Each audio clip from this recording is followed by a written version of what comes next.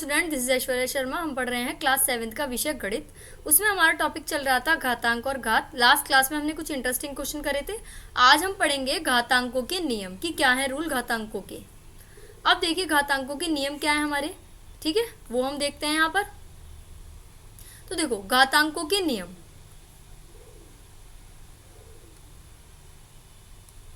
ठीक है, घातांकों के नियम क्या है, रूल। अब देखो घातांकों के गुणन और विभाजन तथा घात को कैसे हल किया जाता है, इसके कुछ नियम होते हैं जो निम्नलिखित हैं। एक ही आधार वाली घातों का गुणन।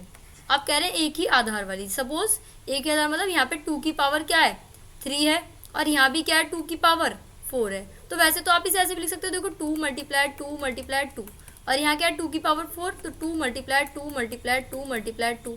अगर आप ऐसे देखोगे तो 1 2 3 4 5 6 7, तो क्या आएगा यहाँ पे 2 की पावर 7 आ रहा है। तो इससे हमने एक रूल निकाला कि अगर घात सेम है तो हम बेस सेम है तो हम घात को, और मल्टीप्लाई में रिलेशन है तो हम पावर को क्या कर देते हैं, हम ऐड कर देते हैं, डायरेक्ट लिख देते हैं 2 की पावर 7। तो यहाँ क्या दे रखा है, ऐसे ही हमारे सामने एक एग्जाम्पल है 2 की पावर 2 और 2 की पावर 3 को परिकलित करें। तो अब क्या है 2 की पावर 2 और 2 की पावर 3 है तो 2 इंटू 2 हो गया और ये हो गया 2 मल्टीप्लाइड 2 मल्टीप्लाइड 2। तो अगर हम इसको ब्रैकेट ओपन करें तो कितनी बार 2 आया, 1 2 3 4 5, तो 5 टाइम्स आया। तो हम कह सकते हैं 2 की पावर 2 प्लस 3 जो होगा वो 2 की पावर 5 हो जाएगा। ध्यान दीजिए कि 2 की पावर 2 और 2 की पावर 3 में आधार एक ही है, दोनों में 2 2 है, तथा घातांकों का योग अर्थात 2 और 3 का योग 5 है।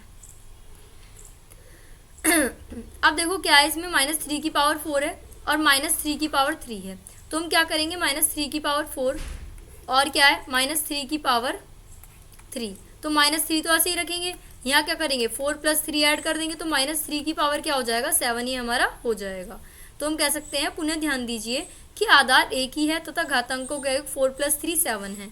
तो यहाँ से हम व्यापक रूप से कह सकते हैं कि एक शून्योत्तर पूर्णांक a के लिए a की पावर m इंटू a की पावर n, तो वो हो जाता है mn, a की पावर m प्लस n, तो क्या हो जाएगा a की पावर m प्लस n। तो ये हमने रूल यहाँ निकाला जहाँ m और n पूर्ण संख्याएं हैं। अब देखो एक ही आधार वाली घातांकों का विभाजन कैसे करते हैं हम, एक ही आधार वाली घातांकों का विभाजन कैसे करेंगे, एक ही आधार वाली घातांकों का विभाजन। तो देखो किसी भी शून्योत्तर पूर्णांक a के लिए a की पावर m डिवाइड करेंगे a की पावर n से, तो क्या होगा। अब देखो यहाँ पे भी a की पावर m है, यहाँ पे भी a की पावर n है, ठीक है। अब डिवाइड का इनके बीच में रिलेशन है तो यहाँ क्या हो जाएगा a की पावर m माइनस n, ये हो जाएगा हमारा। तो जहाँ m और n पूर्ण संख्याएं हैं तथा m क्या हो, m ग्रेटर हो n से, यानी कि m बड़ा हो और n छोटा हो। अब उदाहरण के लिए क्या है 3 की पावर 7 है, डिवाइड 3 की पावर 4 को सरल कीजिए। क्या है 3 की पावर 7 और 3 की पावर 4, इन्हें सरल करना है डिवाइड में। तो देखो इसे हम ऐसे भी लिख सकते हैं कि 3 की पावर 7 और 3 की पावर 4। अब हमने क्या करा, हमने 7 टाइम्स 3 लिख दिया, 1 2 3 4 5 6 7, और इसमें 4 टाइम्स लिख दिया। तो देखो एक से एक गया, इससे ये कटा, इससे ये कट कर दिया और इससे हमने ये कट कर दिया। कितने 3 बचे, 3, तो 3 की पावर 3 तो बची हमारी, यहाँ पर 3 की पावर 3 बची। तो अब यहाँ आ गई 3 की पावर 3। ध्यान दीजिए कि 3 की पावर 7 और 3 की पावर 4 के आधार एक ही हैं, तो हम कह सकते हैं 3 की पावर 7 बड़ा है 3 की पावर 4 से, तो हम कह सकते हैं कि 3 की पावर 7 माइनस 4 यानी कि 3 की पावर 3। ओके। अब देखिए एक ही घात की घात लेना कैसे, किसी शून्योत्तर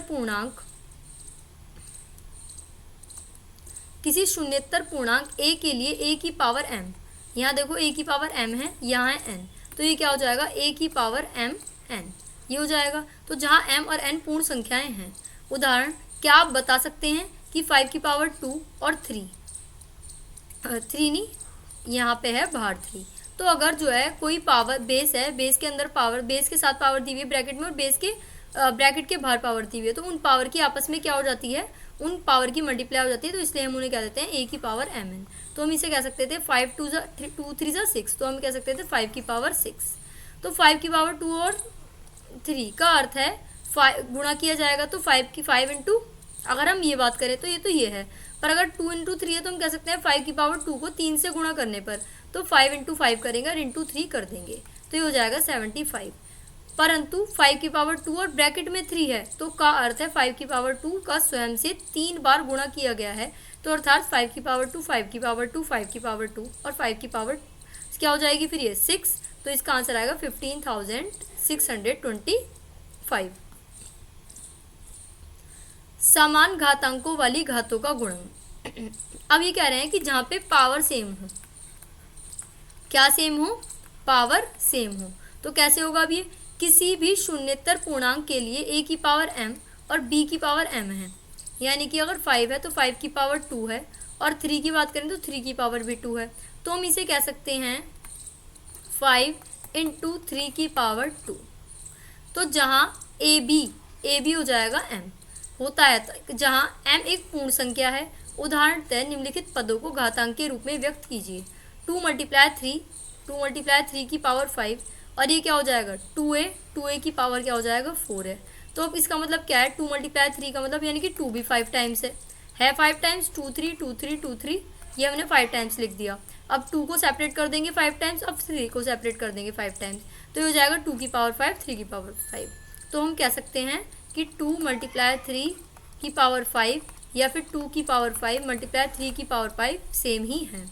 अब देखियो यहाँ क्या है, अब देखिए यहाँ सेकंड पार्ट में 2a की पावर 4 है, तो 2a 4 टाइम्स हम लिखेंगे। अब 2 को सेपरेट कर देंगे 2 × 2 एंड a को सेपरेट कर देंगे a × a।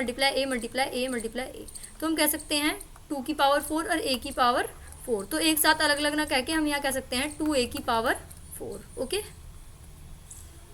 अब देखो उदाहरण 8 हमारे पास है, निम्नलिखित पदों को घातांक के रूप में व्यक्त कीजिए। कैसे करेंगे, 2 × 3 की पावर 5, फिर सेकंड पार्ट में है 2a की पावर 4, फिर थर्ड पार्ट में है -4m की पावर 3। फिर से मैं एक बार रिकॉल कराना चाहूँगी कि अगर बेस निगेटिव है और पावर ऑड है तो हमारा आंसर और आंसर ऑलवेज भी क्या होगा हमेशा निगेटिव होगा। क्या होगा, निगेटिव होगा, यानी कि ऋणात्मक होगा, ठीक है ना, यानी कि माइनस में होगा। अब देखो फर्स्ट पार्ट हमारे सामने 2 × 3 की पावर 5, तो 2 × 3 करेंगे, फिर 2 × 3 कितनी बार करेंगे 5 बार कर दिया हमने 5 बार। अब क्या करेंगे, सेकंड स्टेप हमारा क्या था, हमें 2 को सेपरेट करेंगे 2 2 2 2 एंड 2, फिर 3 को सेपरेट करेंगे 3 3 3 3 3 3। तो अब क्या लिख सकते हैं हम, 2 की पावर क्या हो जाएगा 5 हो जाएगा, 3 की पावर भी क्या हो जाएगा 5। अब 2a की पावर क्या है 4 है ना, तो 2a 4 बार लिखेंगे, तो 2 × 2 और a में क्या लिखेंगे, a को अलग कर देंगे a × a। ओके, तो 2 की पावर क्या हो जाएगी, 2 की पावर हो जाएगी 4 और a की पावर भी क्या हो जाएगी 4। तो 2 की पावर 4 और a की पावर 4 हमारा आंसर यहाँ पर आ जाएगा। तो इससे अगर हम डायरेक्टली लिखना चाहें तो इतना बड़ा लिखने की जरूरत नहीं है, हम डायरेक्टली भी लिख सकते हैं, क्योंकि पावर 4 जो है वो 2 के ऊपर भी है और a के ऊपर भी है, तो 2 की पावर 4 और a की पावर 4 भी हम लिख सकते हैं, ठीक है। अब क्या है, -4m की पावर 3 है, तो -4 × m की 3, तो -4 × m -4 × m 3 बार लिखेंगे, क्यों, क्योंकि पावर 3 है हमारी, तो -4 3 बार, m ये भी 3 बार, तो -4 की पावर 3 और m की पावर 3 हमारा हो जाएगा। अब क्या है हमारा 7, एग्जाम्पल नंबर 7। क्या आप बता सकते हैं कि 5 की पावर 2 × 3 और 5 की पावर 2 3 में कौन बड़ा है। तो देखो सॉल्व करके ही हम बता सकते हैं वाली बात। कैसे, 5 की पावर 2 × 3 का अर्थ क्या है, 5 की पावर 2 को 3 से गुणा किया जाता है, अर्थात यह क्या हुआ 5 की पावर 2 × 3 है, तो 5 की पावर 2 यानी कि 5 × 5 हो गया और मल्टीप्लाई 3, 5 5 = 25, 25 × 3 कितना हो गया 75, ये हमारा हो गया।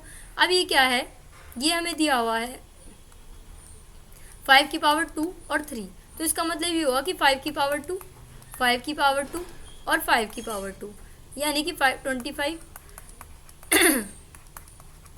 और 25, ठीक है। तो ये हो जाएगा 15,625, क्योंकि 25 और 25 की मल्टीप्लाई करेंगे 625, 625 की 25 में मल्टीप्लाई करेंगे 15,625। तो हम कह सकते हैं कि 5 की पावर 2 और ब्रैकेट के बाहर पावर 3 ग्रेटर है 5 की पावर 2 × 3 से। एग्जाम्पल नंबर 9, एग्जाम्पल नंबर 9 में हमारे पास क्या है, एग्जाम्पल नंबर 9 देखिए, 3/5 की पावर 4, तो क्या होगा ये देखो 3 की पावर 4 और क्या हुआ 5 की पावर 4, तो इसे हम कह सकते हैं 3 मल्टीप्लाई 3 मल्टीप्लाई 3 मल्टीप्लाई 3। ये क्या है 5 मल्टीप्लाई 5 मल्टीप्लाई 5 मल्टीप्लाई 5। ठीक है, देखो इसमें भी पावर 4 थी, इसमें भी पावर 4 थी, तो इसलिए हमने एक साथ इसको ब्रैकेट में करके लिख दिया था कि 3/5 की पावर 4। अगर ये पावर अलग अलग होती तो हम इसको ब्रैकेट में करके नहीं शो कर सकते थे। अब इसमें देखो 4 की पावर 5 और 7 की पावर 5, तो 4 को लिखेंगे 5 टाइम्स। ठीक है, लिख दिया 4 को 5 टाइम्स, और 7 को भी कितने टाइम्स लिखेंगे 7 मल्टीप्लाई 7 मल्टीप्लाई 7 मल्टीप्लाई 7, 7 को भी 5 टाइम्स हम लिखेंगे, तो ये हो जाएगा 4/7 और 5 टाइम्स। अब देखिए एग्जाम्पल नंबर 10 हमारे पास है 8 8 8 8 के लिए आधार 2 लेते हुए इसे घातांक के रूप में लिखिए। अब घातांक के रूप में हमें इसे लिखना है, आधार 2 लेना है पर, तो देखो पहले 8 की पावर हम क्या करेंगे 8 मल्टीप्लाई क्या लेंगे हम 8 मल्टीप्लाई 8 मल्टीप्लाई 8 मल्टीप्लाई 8, ऐसे है नहीं हमारा। तो इसमें हम क्या करेंगे, इसमें हम देखेंगे 8 की पावर क्या हो गई, 8 की पावर हो गई 4। कितनी हो गई 8 की पावर 4। अब 8 को क्या हम कुछ लिख सकते हैं, 8 को 8 के फैक्टर करो 2 मल्टीप्लाई 2 मल्टीप्लाई 2, तो 8 को हम कह सकते हैं 2 की पावर 3 कह सकते हैं ना। तो हम 8 को रिप्लेस कर देंगे 2 की पावर 3 से, और पावर आ जाएगी बड़ी वाली 4। तो अब देखो 2 की पावर क्या है 3, और 3 मल्टीप्लाई 4 हो गया, तो ये हो गया 2 की 3 4 12, 2 की पावर 12। क्यों, क्योंकि हमने एक रूल सीखा था कि जब a की पावर m है और ब्रैकेट के बाहर पावर n है तो ये पावर हो जाती है mn। ठीक है ना, तो ऐसे ही 2 की पावर हमारी हो गई 12। देखो एक बार 2 मल्टीप्लाई 2 मल्टीप्लाई 2 यानी कि 2 की पावर 3। अब 8 की पावर 4 था तो उसकी जगह हमने 2 की पावर 3 रख दिया, 2 3 2 3 2 3 2 3। अब 2 की मल्टीप्लाई 2 की पावर 3 है और उसकी मल्टीप्लाई कर देंगे 4 से, क्यों, क्योंकि 4 बार पावर है 1 2 3 4, 4 टाइम्स है, तो हम कह सकते हैं 3 4 12 यानी कि 2 की पावर 12। और कौन से वाले रूल से, a की पावर mn वाले रूल से। अब देखिए एग्जाम्पल नंबर 11। एग्जाम्पल नंबर 11 में हमारे पास क्या है, सरल कीजिए कि उत्तर को घातांक के रूप में लिखिए। पहले सरल करना है फिर उसे घातांक के रूप में हमें लिखना है। अब देखो फर्स्ट पार्ट हमारे सामने है 3 की पावर 7 और 3 की पावर 2। तो हम क्या करेंगे, हमने एक रूल सीखा था कि a की power m divide by a की पावर n है, तो हम कह सकते हैं a की पावर m माइनस n कह सकते हैं। तो 3 की पावर क्या हो जाएगी, 3 की पावर हो जाएगी 7 माइनस 2, तो ये हो जाएगा, तो क्या हो जाएगी 3 की पावर 5, और ये भी 3 की पावर 5, तो ये क्या हो जाएगा भाई, ये हो जाएगा 3 की पावर 5 3 की पावर 5। जब बेस सेम होते हैं तो पावर क्या होती है, ऐड हो जाती हैं, तो हमारा आंसर आ जाएगा 3 की पावर 10। अब देखिए इसका सेकंड पार्ट 2 की पावर 3 2 की पावर 2 5 की पावर 8। अब 2 की पावर 3 है तो 3 प्लस 2 ऐड हो जाएगा, क्योंकि बेस में पावर बेस सेम है और मल्टीप्लाई का रिलेशन है, इनटू क्या हो जाएगा 5 की पावर 5, तो ये हो गया 2 की पावर 5, ये हो गया 5 की पावर 5। अब पावर सेम है तो 2 मल्टीप्लाई 5 की पावर 5 हो जाएगा, यानी कि 2 5 10 यानी कि 10 की पावर 5 हमारे पास हो जाएगा। अब थर्ड पार्ट देखो 6 की मल्टीप्लाई 2 6 2 6 की पावर 4 और 6 की पावर 3, तो ये हो जाएगा 6 की पावर 2 प्लस 4 फिर डिवाइड करेंगे 6 की पावर 3 से, तो 6 की पावर क्या हो जाएगा 6, और जब डिवाइड में पावर होती है बेस सेम होते हैं तो -3 हो जाएगा, 6 की पावर 3 हमारा हो जाएगा। अब देखिए फोर्थ पार्ट 2 की पावर 2 और 3 है, 3 की पावर 6 है और 5 की पावर 6 है, तो 2 3 से कितने होते हैं 6 होते हैं, तो यहाँ पे आ जाएगा 2 की पावर 6, फिर 3 की पावर भी क्या है हमारी 6 है, फिर 5 की पावर भी क्या है 6 है, 2 मल्टीप्लाई 3 की पावर 6 फिर 5 की पावर 6 होल पावर। फिर अब देखो इन सब की मल्टीप्लाई कर देंगे क्योंकि सबकी पावर 6 है, 2 3 5 की, तो 2 3 8 8 5 2 3 6 6 5 30, तो 30 की पावर 6 ये हमारा आंसर हो जाएगा। अब देखो 8 है तो 8 को हम क्या लिख सकते हैं 2 इंटू 2 इंटू 2 2 की पावर 3। अब 8 की पावर 2 है 2 की पावर 3 है, तो कैसे सॉल्व करेंगे, देखो 8 की पावर 2 है, 8 को हम लिख सकते हैं 2 की पावर 3, ये हो जाएगा 2 डिवाइड बाय 2 की पावर 3। अब ये हो जाएगा 2 की पावर 6 डिवाइड बाय 2 की पावर 3, तो ये हो जाएगा 2 की पावर 6 माइनस 3, तो 2 की पावर 3 हमारा आंसर हो जाएगा।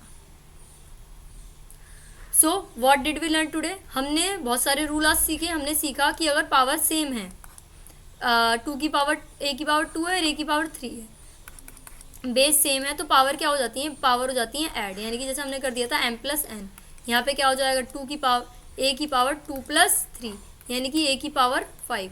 अगर जो है बेस सेम है तो और डिवाइड का रिलेशन है तो पावर क्या हो जाती हैं, पावर हो जाती है माइनस, तो ये हो जाएगा a की पावर m माइनस n। फिर क्या हो जाएगा, अगर ये ऐसे दिया हुआ है कि m और ब्रैकेट के बाहर एक और पावर है तो ये पावर हो जाती है a की पावर m n। और हमने रूल क्या सीखा, हमने सीखा कि अगर a की पावर m है और b की पावर भी m है और मल्टीप्लाई का रिलेशन है तो ये हो जाएगा ab की पावर m। तो ये हमने आज सीखा। तो हम मिलते हैं नेक्स्ट क्लास में, तब तक के लिए थैंक यू।